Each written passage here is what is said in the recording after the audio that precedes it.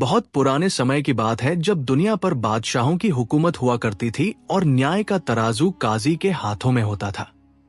उन दिनों शहर ऊंची दीवारों, विशाल किलों और हलचल से भरे बाजारों के लिए जाने जाते थे। इन्हीं शहरों के बीच एक बेहद हसीन और सुकून भरा शहर था जिसका नाम था शहर अमन। ये शहर अपने नाम की तरह ही शांति का प्रतीक था, जहां के लोग मेहनती, खुशमिजाज और एक दूसरे के मददगार थे। शहर के बीचों बीच एक विशाल बाजार था जहां हर तरफ रौनक बिखरी रहती थी। कहीं रेशमी कपड़ों की चमक थी तो कहीं मसालों की खुशबू और कीमती जेवरों की खनक। इसी बाजार के एक कोने में कपड़ों की एक साधारण सी दुकान थी। न तो ये बहुत बड़ी थी और न ही बहुत छोटी, लेकिन इस दुकान की अपनी एक साख थी। इस दुकान का मालिक इब्राहिम था, जिसकी उम्र कोई 45 साल के आसपास रही होगी। दरमियाना कद, चेहरे पर अनुभव की लकीरें और दाढ़ी के सफेद होते बाल उसकी उम्र की गवाही देते थे, लेकिन उसकी आंखों में एक ऐसी नेक रोशनी थी जो किसी का भी भरोसा जीत लेती थी। इब्राहिम सुबह से शाम तक अपनी दुकान पर बड़ी विनम्रता से ग्राहकों की सेवा करता था। पूरे बाजार में उसकी ईमानदारी की मिसालें दी जाती थी।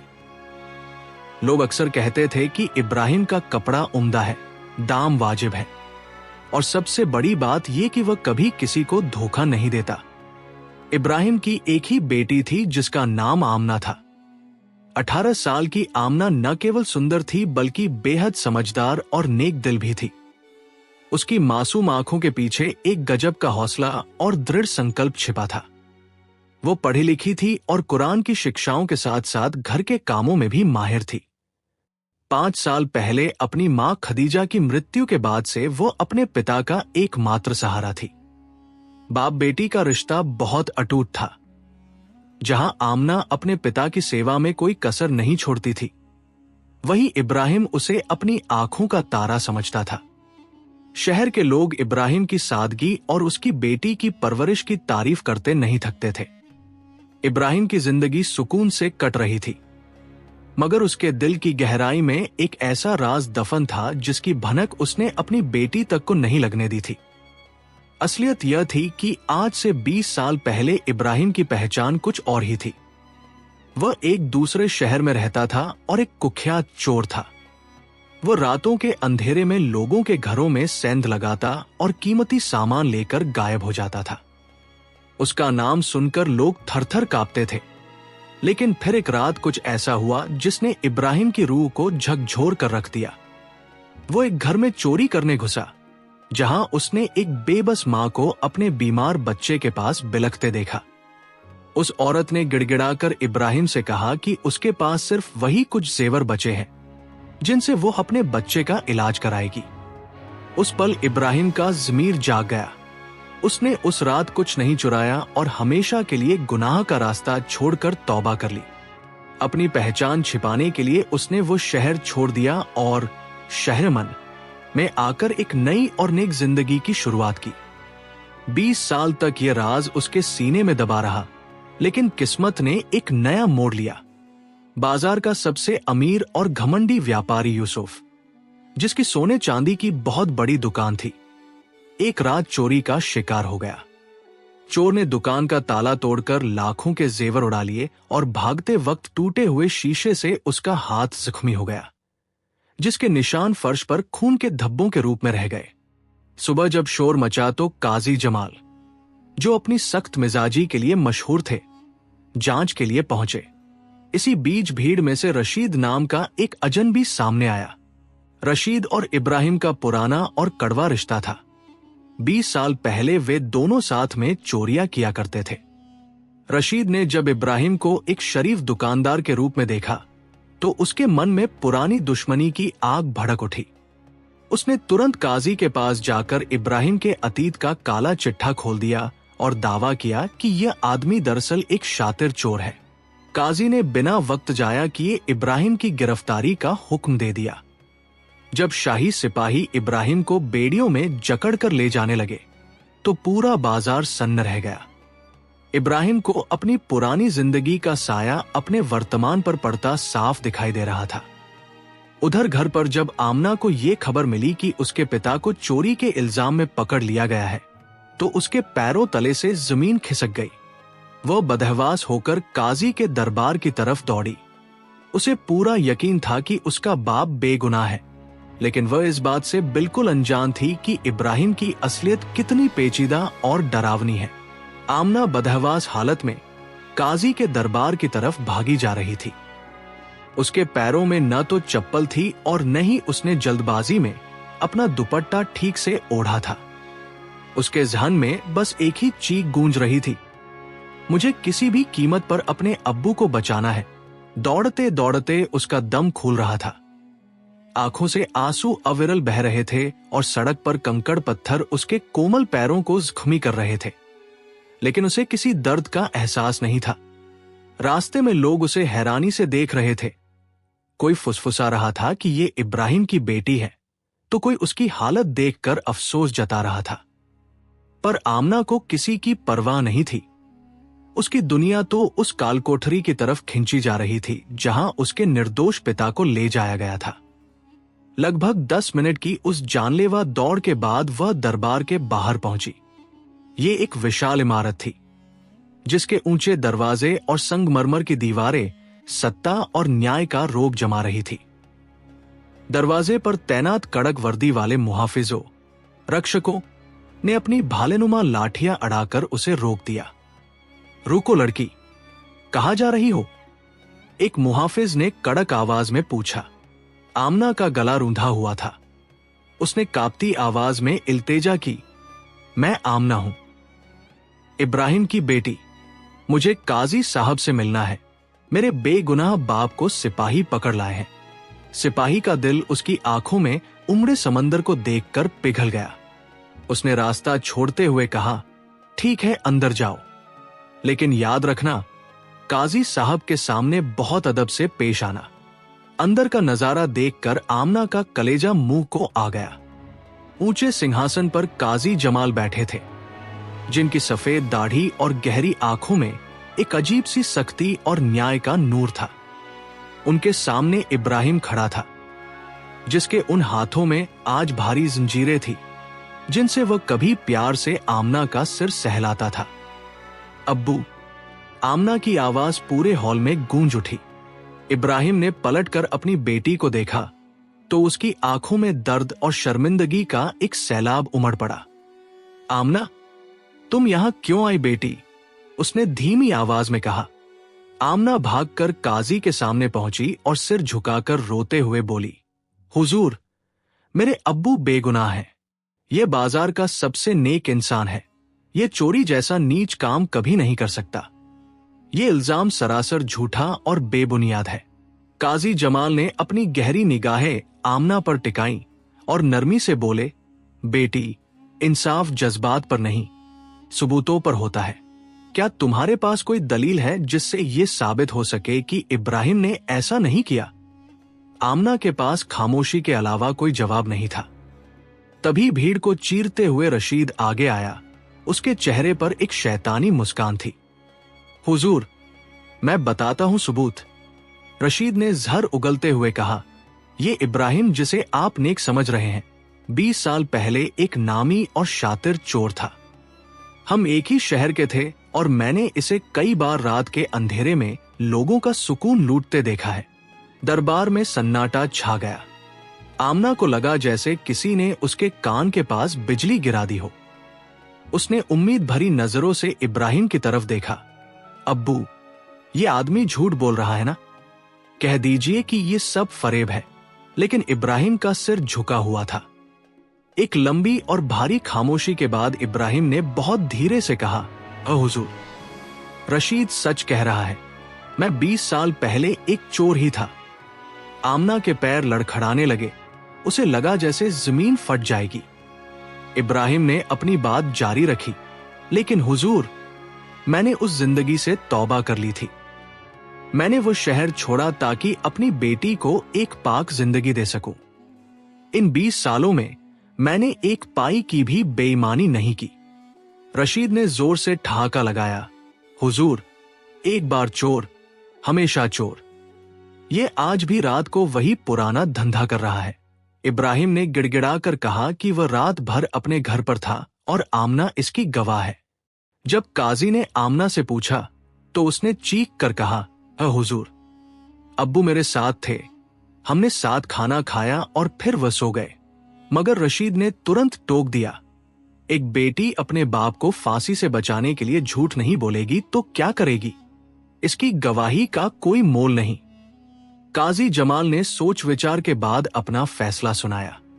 उन्होंने कहा कि मामला बेहद पेचीदा है। एक तरफ इब्राहिम का काला अतीत है और दूसरी तरफ 20 साल की ईमानदारी। लेकिन जब तक यूसुफ की दुकान की चोरी का असली सच सामने नहीं आता, इब्राहिम को रिहा नहीं किया जा सकता। उन्होंने हुक्म दिया कि इब्राहिम को कैदखाने में डाल दिया जाए और तहकीकात जारी रखी जाए। सिपाहियों ने जब इब्राहिम को घसीटना शुरू किया तो आमना बदहवास होकर उसके पीछे भागी। इब्राहिम ने रुककर सिर्फ इतना कहा, डरो मत आमना, अल्लाह पर भरोसा रखो, सच कभी नहीं छिपता। जब दरबार खाली होने लगा और आमना वहीं फर्श पर बैठकर फूट फूट कर रो रही थी, तब उसकी पड़ोसन एक बुजुर्ग खाला ने उसके कंधे पर हाथ रखा। खाला ने उसे झकझोरते हुए कहा, बेटी, ये वक्त रोने का नहीं, कुछ करने का है। अगर तुम्हें यकीन है कि तुम्हारा बाप बेगुनाह है तो उसकी बेगुनाही के सबूत खुद ढूंढो। सिर्फ आंसू बहाने से इंसाफ की कुर्सी नहीं पिघलती। इन शब्दों ने आमना के अंदर एक चिंगारी सुलगा दी। उसने अपने आंसू पोंछे, धूल झाड़ी और अपनी आंखों में एक नई चमक लेकर खड़ी हुई। उसने फैसला कर लिया था कि वो अब केवल एक बेबस बेटी बनकर नहीं रहेगी, बल्कि एक जासूस और एक वकील बनकर अपने पिता के दामन पर लगे इस दाग को धोकर रहेगी। उसे उस असली चोर को ढूंढना था जिसने उसके पिता का सुकून छीना था। दरबार की ठंडी और भारी दीवारों से बाहर निकलते ही आमना के कदम सीधे घर की तरफ नहीं मुड़े। उसके मन में आंसुओं का सैलाब तो था, लेकिन दिमाग में एक अंगारे जैसी जिद जल रही थी। उसने फैसला कर लिया था कि वह केवल रोकर अपने पिता की तकदीर का फैसला नहीं होने देगी। मुझे अब्बू को बचाना ही होगा, उसने बुदबुदाते हुए अपने आंसू पोंछे। पर सबसे बड़ा सवाल यही था कि कैसे एक साधारण सी लड़की शहर के सबसे बड़े काजी के सामने अपने पिता को बेगुनाह कैसे साबित करे। उसे सबूत चाहिए थे, एक ऐसा पुख्ता सबूत जो शक की हर दीवार को ढहा दे। चलते चलते आमना के दिमाग में एक बिजली सी कौंधी। चोरी की जगह उसने सोचा, अगर चोरी यूसुफ की दुकान में हुई है तो मुमकिन है कि चोर ने वहां कोई न कोई सुराग जरूर छोड़ा हो। आमना के कदमों में अचानक तेजी आ गई। वो बाजार की तरफ चल पड़ी। बाजार में अभी भी सन्नाटा नहीं था। लोग झुंड बनाकर इब्राहिम की गिरफ्तारी और उसके अतीत की ही चर्चा कर रहे थे। कोई कह रहा था कि इंसान की फितरत नहीं बदलती, तो कोई उसकी 20 साल की ईमानदारी की दुहाई दे रहा था।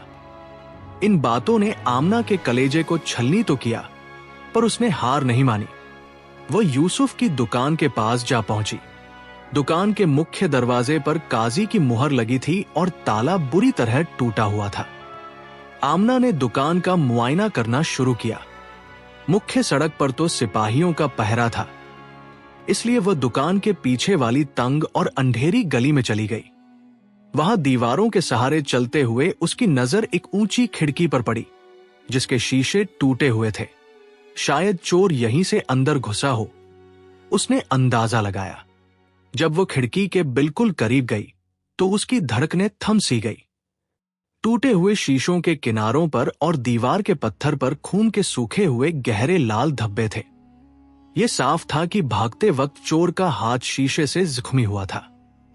खून का निशान। आमना की आंखों में चमक आ गई। तभी एक आवाज ने उसे चौंका दिया। वहां कौन है?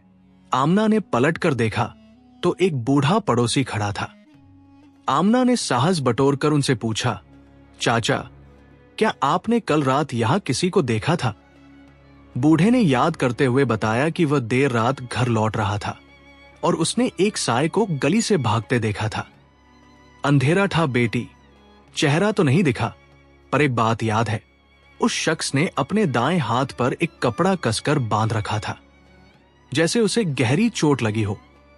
ये सुनते ही आमना को जैसे अपनी मंजिल मिल गई। उसे अब बस उस पट्टी वाले हाथ को ढूंढना था। वह पागलपन की हद तक पूरे बाजार में हर आदमी के हाथों को गौर से देखने लगी। कई लोग पट्टी बांधे मिले, पर किसी का जख्म पुराना था तो किसी की चोट मामूली। थकहार कर जब वो शाम के धुंधलके में एक चबूतरे पर बैठी, तभी उसकी नजर रशीद पर पड़ी। वही रशीद जिसने दरबार में उसके पिता पर इल्जाम लगाया था।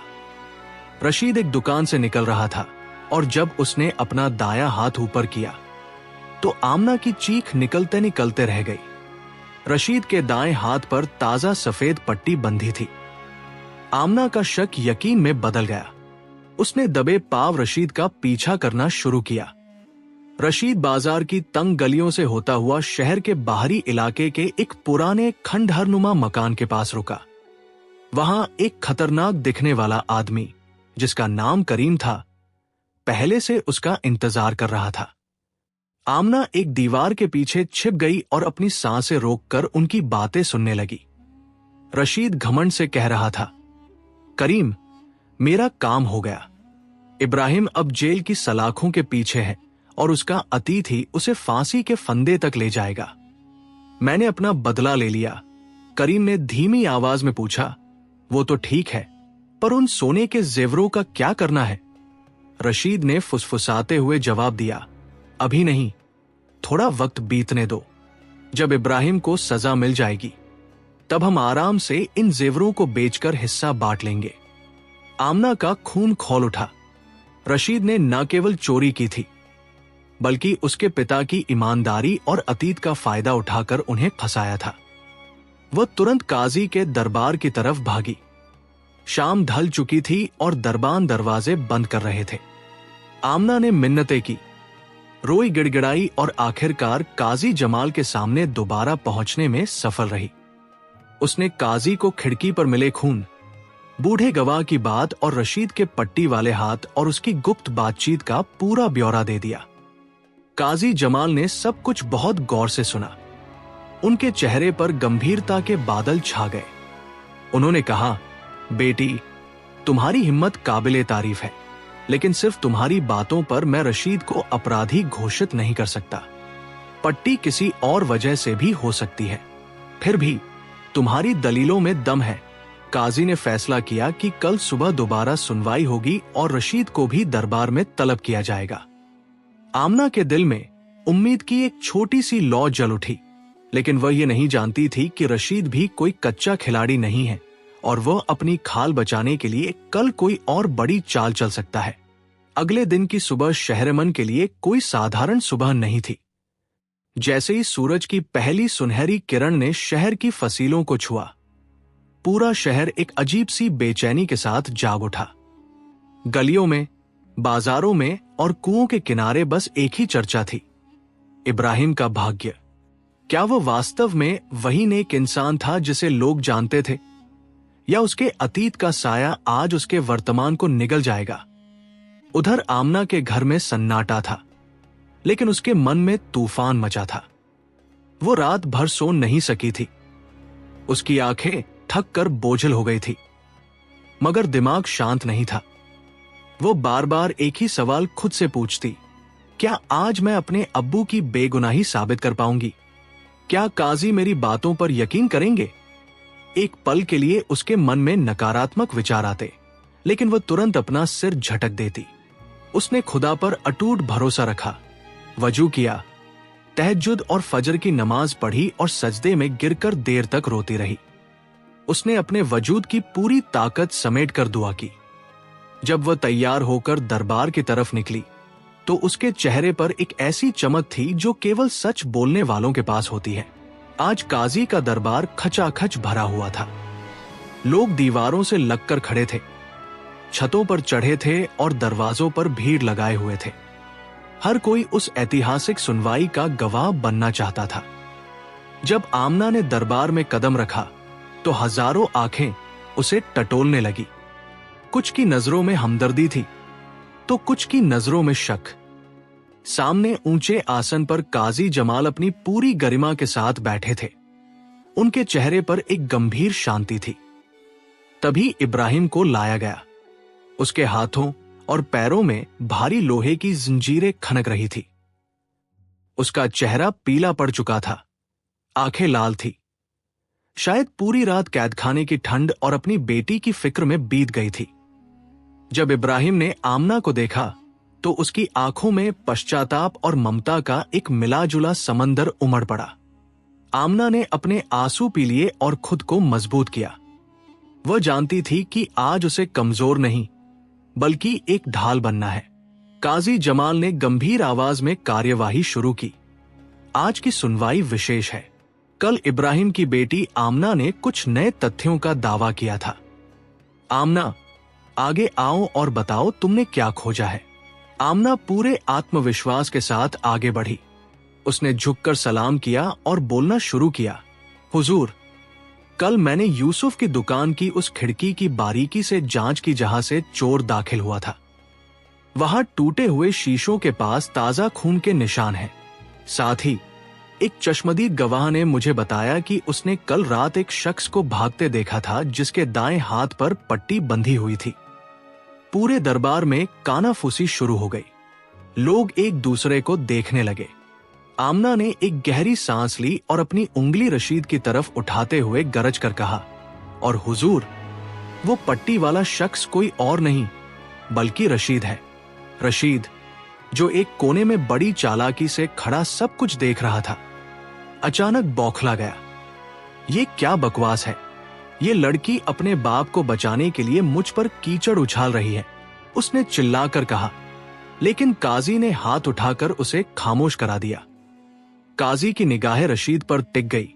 रशीद, आगे आओ। रशीद के पैर कांपने लगे, लेकिन शाही हुक्म को टालने की उसकी हिम्मत नहीं थी। काजी ने उसकी आंखों में झांकते हुए पूछा, तुम्हारे दाएं हाथ पर यह पट्टी क्यों है? रशीद ने लड़खड़ाती जुबान से झूठ गढ़ा, हुजूर, वाह, मैं 2 दिन पहले बाजार में गिर गया था। आमना ने तुरंत बीच में टोका, झूठ। अगर आप गिर गए थे तो चोट रगड़ की होनी चाहिए, लेकिन यूसुफ की दुकान में तो शीशा टूटा है। हुजूर, इसकी पट्टी खुलवाई जाए। काजी के आदेश पर जब रशीद की पट्टी खोली गई तो सबके मुंह से चीख निकल गई। उसके हाथ पर एक गहरा ताजा जख्म था जो किसी धारदार चीज से लगा था। शाही हकीम को बुलाया गया। हकीम ने जख्म को गौर से परखा और फैसला सुनाया, हुजूर, ये जख्म गिरकर चोट लगने का नहीं है। ये साफ तौर पर शीशे से कटा हुआ ताजा जख्म है जो महज कुछ घंटों पुराना है। अब बारी थी अंतिम प्रहार की। आमना की सलाह पर काजी ने हकीम को दुकान पर मिले खून और रशीद के जख्म से निकले खून का मिलान करने को कहा। वो समय किसी कयामत से कम नहीं था। कुछ देर बाद हकीम ने लौटकर तस्दीक की, हुजूर, दोनों खून के नमूने एक ही इंसान के हैं। ये तय है कि खिड़की पर खून रशीद का ही था। रशीद का चेहरा अब कागज की तरह सफेद पड़ चुका था। उसकी आंखों में मौत का खौफ नाचने लगा। लेकिन आमना यही नहीं रुकी। उसने काजी को रशीद और उसके साथी क्रीम की गुप्त बातचीत के बारे में बताया। काजी ने तुरंत सिपाहियों को क्रीम की तलाश में भेजा। करीब 2 घंटों के भारी इंतजार के बाद सिपाही क्रीम को घसीटते हुए दरबार ले आए। उसके पास एक पुराना थैला था। जब वह थैला काजी के सामने खोला गया तो पूरे दरबार की आंखें चौंधिया गई। उसमें यूसुफ के सोने के हार, कंगन और कीमती बालियां भरी हुई थी। यूसुफ ने उन्हें देखते ही पहचान लिया। हुजूर, ये मेरे ही जेवर हैं। यही वो माल है जो मेरी दुकान से चोरी हुआ था। क्रीम डर के मारे कांपने लगा और काजी के पैरों में गिर पड़ा। हुजूर, मुझे माफ कर दीजिए। रशीद ने मुझे लालच दिया था। उसने कहा था कि वह इब्राहिम से अपना 20 साल पुराना बदला लेना चाहता है। उसने चोरी की और मुझे जेवर छिपाने के लिए दिए ताकि सारा इल्जाम इब्राहिम पर मर सके। अब कोई शक बाकी नहीं था। पूरा दरबार रशीद की गद्दारी और आमना की समझदारी पर हैरान था। रशीद ने अपना सिर झुका लिया और अपनी हार स्वीकार कर ली। उसने स्वीकार किया कि कैसे नफरत की आग में जलकर उसने एक बेगुनाह को फंसाने की साजिश रची थी। काजी जमाल ने अपनी भारी आवाज में फैसला सुनाया, न्याय कभी नहीं सोता। रशीद, तुमने न केवल चोरी की बल्कि न्याय के मंदिर में झूठ बोला और एक बेगुनाह की जिंदगी तबाह करने की कोशिश की। तुम्हें और तुम्हारे साथी करीम को ऐसी सजा मिलेगी जो दूसरों के लिए मिसाल बनेगी। फिर काजी इब्राहिम की तरफ मुड़े। उनकी आवाज में अब नरमी थी। इब्राहिम, तुम्हारा अतीत भले ही दागदार था, लेकिन तुम्हारी 20 साल की ईमानदारी ने आज तुम्हें जीत दिला दी और तुम्हें सबसे बड़ा इनाम ऊपर वाले ने एक बेटी के रूप में दिया है, जिसने अपनी जान की बाजी लगाकर सच खोज निकाला। सिपाहियों ने इब्राहिम की जंजीरें खोल दी। वो भारी लोहे से आजाद होते ही अपनी बेटी की तरफ बढ़ा। आमना दौड़कर अपने बाप के सीने से लग गई। दोनों की आंखों से खुशी और राहत के आंसू बह रहे थे। आज इब्राहिम न केवल कैद से आजाद हुआ था, बल्कि अपने अतीत के बोझ से भी आजाद हो गया था। पूरे दरबार में इंसाफ जिंदाबाद के नारे गूंजने लगे। दरबार के विशाल कक्ष में एक ऐसी खामोशी छाई थी जैसे समय ठहर गया हो। रशीद, जिसने अपने ही बुने हुए नफरत के जाल में खुद को फंसा लिया था, अब काजी के सामने एक अपराधी की तरह सिर झुकाए खड़ा था। उसकी आंखों से बहते आंसू अब पश्चाताप के थे या पकड़े जाने के डर के, ये कहना मुश्किल था। काजी जमाल ने अपनी न्यायप्रिय नजरों से रशीद की ओर देखा और बहुत गंभीर आवाज में कहा, रशीद, तुमने सिर्फ यूसुफ की दुकान में चोरी नहीं की, बल्कि तुमने न्याय के उस भरोसे को तोड़ने की कोशिश की है जिस पर यह समाज टिका है। तुमने एक बेगुनाह इंसान के अतीत को हथियार बनाकर उसे तबाह करना चाहा। बदले की यह आग जिसमें तुम 20 साल से जल रहे थे, आज उसने तुम्हें ही जलाकर राख कर दिया। रशीद की आवाज कांप रही थी। हुजूर, मैं नफरत में अंधा हो गया था। मुझे लगा था कि इब्राहिम को जेल भेजकर मुझे सुकून मिलेगा, लेकिन आज मुझे समझ आ रहा है कि मैंने अपनी पूरी जिंदगी सिर्फ जहर उगलने में बर्बाद कर दी। इब्राहिम बदल गया, पर मैं उसी पुरानी गंदगी में फंसा रहा। काजी ने आदेश दिया कि रशीद और उसके साथी करीम को फौरन कालकोठरी में ले जाया जाए। जाते जाते रशीद ने इब्राहिम की ओर देखा। इब्राहिम की आंखों में कोई गुस्सा नहीं था, बस एक दुख था। जब रशीद ने रूंधे हुए गले से माफी मांगी, तो इब्राहिम ने बड़े दिल का परिचय देते हुए कहा, रशीद, मैंने तुम्हें दिल से माफ किया, लेकिन कानून अपना काम करेगा। दुआ है कि तुम अब सच में तौबा कर लो। रशीद के जाने के बाद काजी जमाल ने मुस्कुराते हुए इब्राहिम की ओर देखा। इब्राहिम, काजी ने पुकारा। इब्राहिम ने अदब से अपना सिर झुकाया। काजी ने पूरे दरबार को संबोधित करते हुए कहा, आज का दिन हमें 2 बड़े सबक देता है। पहला ये कि इंसान का अतीत चाहे कितना भी अंधेरा क्यों न हो, अगर वह सच्चे दिल से तौबा, प्रायश्चित कर ले और नेक रास्ते पर चलने का फैसला करे, तो कुदरत भी उसका साथ देती है। इब्राहिम ने 20 साल की ईमानदारी से साबित किया है कि वह अब वो पुराना चोर नहीं रहा। फिर काजी की नजरें आमना पर पड़ी। उन्होंने अपनी जगह से खड़े होकर कहा, लेकिन आज का असली सम्मान इस बच्ची आमना का है। जब सबने इब्राहिम के अतीत को देखकर उसे गुनहगार मान लिया था, तब ये बेटी दीवार बनकर अपने बाप के सामने खड़ी हो गई। आमना, तुम्हारी जाबांजी, तुम्हारी सूझबूझ और तुम्हारा अटूट विश्वास हम सबके लिए मिसाल है। तुम जैसी बेटियां जिस घर में हो, वहां कभी अंधेरा नहीं हो सकता। पूरे दरबार में तालियों की गूंज सुनाई देने लगी। लोग आमना की हिम्मत के कायल हो गए थे। यूसुफ, जिसने इब्राहिम पर सबसे पहले शक किया था, उसने आगे बढ़कर इब्राहिम से हाथ मिलाया और माफी मांगी। उसने स्वीकार किया कि उसने इब्राहिम के वर्तमान पर उसके पुराने साए को भारी होने दिया, जो उसकी भूल थी। अदालत की कार्यवाही खत्म हुई। इब्राहिम अब पूरी तरह आजाद था, जंजीरों से भी और उस बदनामी के डर से भी।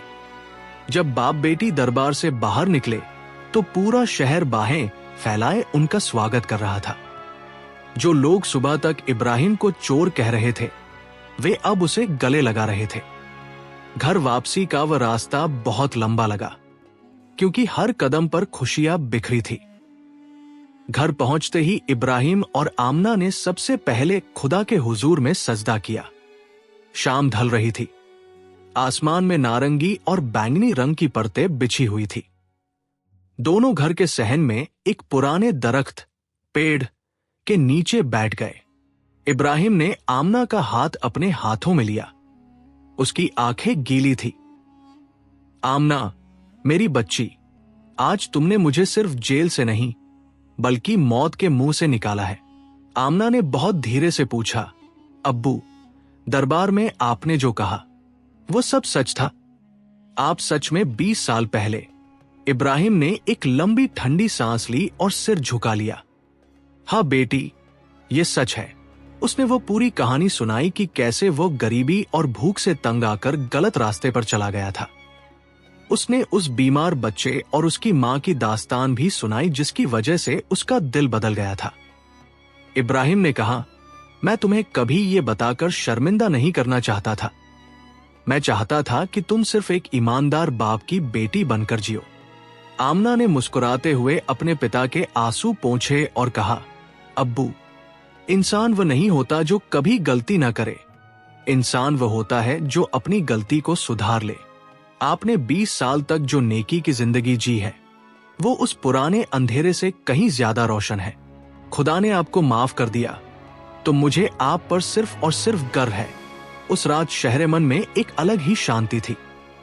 इब्राहिम और आमना ने मिलकर खाना बनाया, पड़ोसियों के साथ खुशियां बांटी, और फिर जब रात का सन्नाटा गहराया, इब्राहिम अपनी छत पर चला गया। उसने उन चमकते तारों की तरफ देखा और महसूस किया कि आज उसका सीना हल्का हो गया है। अब कोई राज नहीं था, कोई डर नहीं था। उसने हाथ उठाकर खुदा का शुक्र अदा किया कि उसे आमना जैसी बेटी दी, जिसने न केवल उसकी बेगुनाही साबित की, बल्कि उसे खुद की नजरों में फिर से उठा दिया। इब्राहिम ने एक गहरी और चैन की नींद के लिए अपनी आंखें मूंद ली। अब वो सच में शहर मन का सबसे सुखी इंसान था।